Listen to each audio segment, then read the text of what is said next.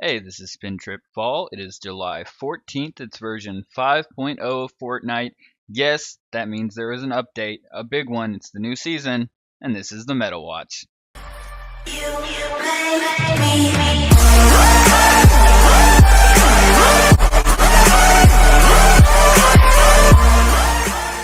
Okay, so of course, the big news is new season, new map. The bottom right corner of the map has been highly changed to a desert biome, in which there's now a city called Paradise Palms instead of Moisty Mire, which is kind of the center part of this biome. I really like it. It's got some verticality, not as much as Tilted, but more so than, say, Pleasant or something like that, and I'm really happy with it overall.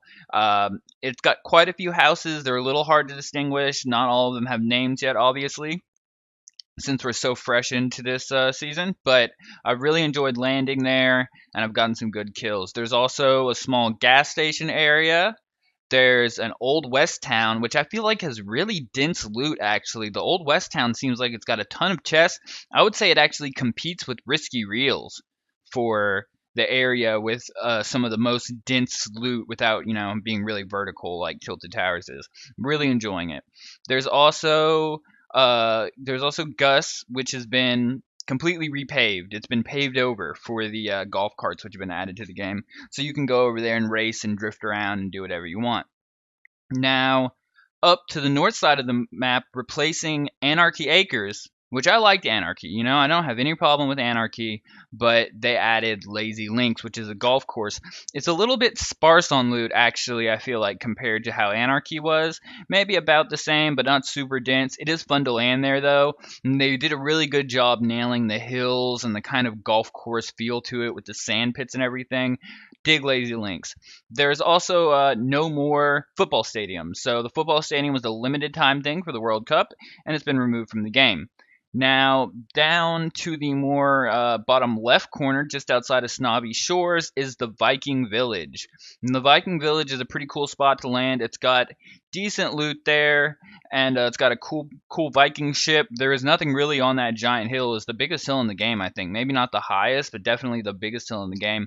Now there's this really big fort with a waterfall and all kinds of stuff. It's pretty neat.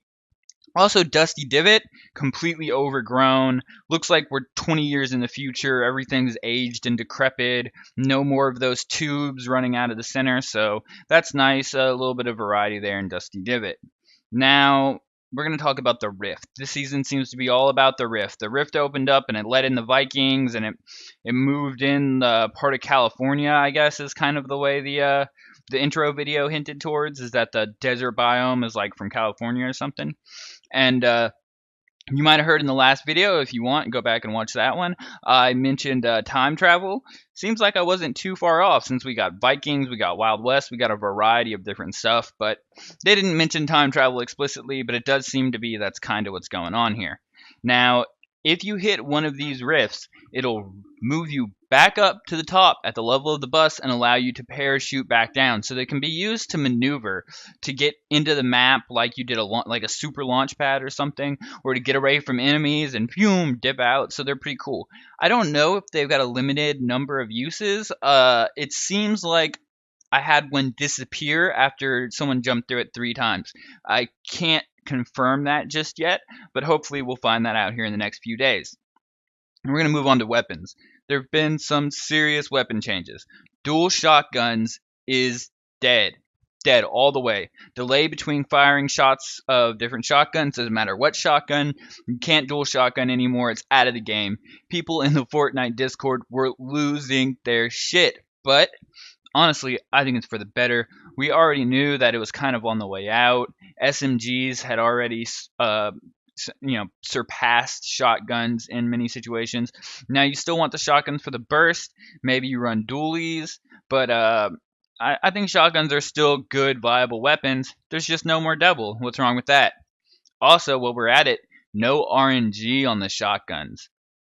That's right, no more 9 damage, boys. They removed RNG all the way together. There's no RNG. It's the same pellet pattern every shot you shoot, the same pellet spray, and it also displays a little indicator, little red dot for every pellet that hits inside of your reticle, which can be a little distracting. I don't know how I feel about it yet, but for right now, I would like an option to toggle it off, to be honest. For right now, it is good to have on because I can see where the spray is. I'm starting to get a feel for how the spray hits, where I need the cursors to be in order to do the maximum number of pellets and all of that. And it would have been nice if they had it before with the RNG, but it probably would have just frustrated people even more because they would have seen like, man, my cursor was right here. I only hit one pellet. So no RNG on the shotguns. That's a huge change. Also, the heavy shotgun now fires 10 pellets instead of 5, which I'm not sure if that's a buff or a nerf or where, if any, that's going to move the heavy shotgun. I don't think I've gotten it quite enough to really tell. I've used it a couple times, and it feels about the same to me. So it may be in the same spot. It may be a slight nerf. It may be a slight buff. Time will tell with that one. Now, the TAC and silenced SMG environmental damage now correctly matches player damage. I'm not sure, but I think this means that they do slightly more than they have been. It seems like they do slightly more to slightly more environmental damage, damage to buildings. And I'm not sure if I like that or not. The tactical SMG can kind of tear through shit now. It's gotten some buffs. It's really in a good place. It's kind of the tactical SMG meta. Now, this also applies to the silenced SMG. Of course, you're not really going to be tearing through buildings quite so fast with that. But with the TAC, if somebody builds a wall, you can destroy their wall and get a couple hits on them. A couple, sometimes 3 with the rate of fire that thing has before they can put another wall up. So it kind of makes it a little bit OP in a way. Now, we're going to move on to the silenced SMG. We know the silenced SMG was kind of overtaking the AR in some ways. And I think they saw that, and they made a move to nerf it. The fall off damage now starts from 24 meters instead of 28 meters, and it also tapers more severely, so you get more fall off damage as you go out. And I'm pretty happy with that because I like the silenced SMG as a good pick up and use replace for the AR early on, but it seemed kind of lame that even at long ranges people were using a blue silenced SMG over a SCAR. Like, really? What's the point in having all the nice ARs then? So I think we moved a bit back towards the AR meta, and it'll take some more playing to decide whether or not you should really roll with the blue SMG in this meta or the SCAR, but I'm suggesting probably for most players, go ahead and grab that AR, blue AR, that FAMAS, that SCAR before taking the blue silenced SMG. But this puts the silenced SMG in a good spot, in my opinion, where it really needs to be as a good weapon for close to medium range, but not a great weapon for long range, not an AR replacement, but something that is viable and usable in the game. All right, next big thing is the golf carts. They put golf carts in the game. They're kind of fun. They're not too OP. The roof can be used as a bounce pad. So for squads, these are really great. Your whole squad can move around. You can park. Someone can bounce pad up on a hill. You've got lots of uses for it in squads and duos. Somewhat in duos, not so much in solo. You're not really gonna, other than getting into the storm or getting from one spot to another, you're not really gonna be using the golf carts much in solos. Now, they're very loud. You can see them you can hear them, from super far away. You can hear them from over a hill and a half, man. It's pretty far far out how loud they are. About the same distance as a sniper shot, I would say, maybe even a little longer. So it's pretty easy to audio locate wherever these things are. They can drift for speed boosts, which seems kind of pointless to me unless you're just playing around. Really, it's just for the meminess, I think. They're pretty memey, and enjoyably so, at least. They have limited HP, so you can destroy them by shooting them down or something, unlike the shopping cart. You can't actually destroy the golf carts, and you're kind of a sitting duck in them.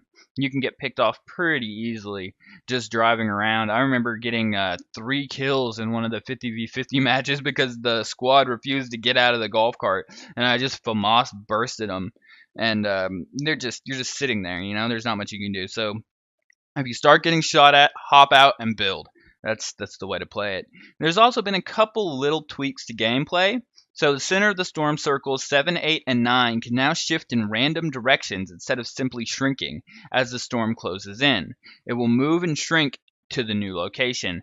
I haven't completely figured out how this feels or how it changes. I didn't notice any difference late game, but hopefully more time will tell. And I think that could be good to keep people from just camping and building a crazy build, getting up to the top, and winning a battle of attrition, as sometimes happens in high level play. Like you might have saw in the Celebrity Pro-Am in one of the rounds where somebody built up top and just kind of waited out up top until the other player was just pretty much screwed. You just get your meds, you build up, you build some layers, make sure it's nice and secure, and you can wait out up top and win. This might move around and keep those people on their toes. Not sure, we'll see. Also, the weapon reticle will now fade slightly when reloading out of ammo or changing weapons. This is nice so you can see when exactly it comes back so you can start firing, or when exactly you're finished reloading so that you can start running again if you don't use or if you do use the sprint cancels reload, which I do suggest all of you use that, as well as turn off your toggle for running crouch. You can always use caps lock or something to auto run if your pinky gets tired. But that's about all for 5.0. I'm really liking this new season overall.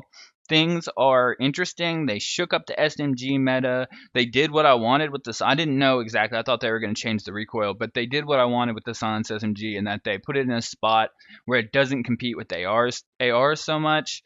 The Tommy gun is still great. Dual shotguns is dead. DED all the way, gone, no more. You won't be seeing dual shotgun use at all. Matter of fact, I watched a Muso video where he tried to dual shotgun and then he realized, oh wait, this isn't working, and had to pick up a Tommy gun. So even if you try and do it out of habit, it just doesn't work anymore. You'll try and shoot the next shotgun and realize, oh, I can't do this. So this has been SpinTripFall. Hit that like, that subscribe, ring the bell, do some YouTube stuff, turn around in a circle, all that fun stuff, and come back for the next episode. We'll be checking up on this meta probably after I get a little more gameplay in.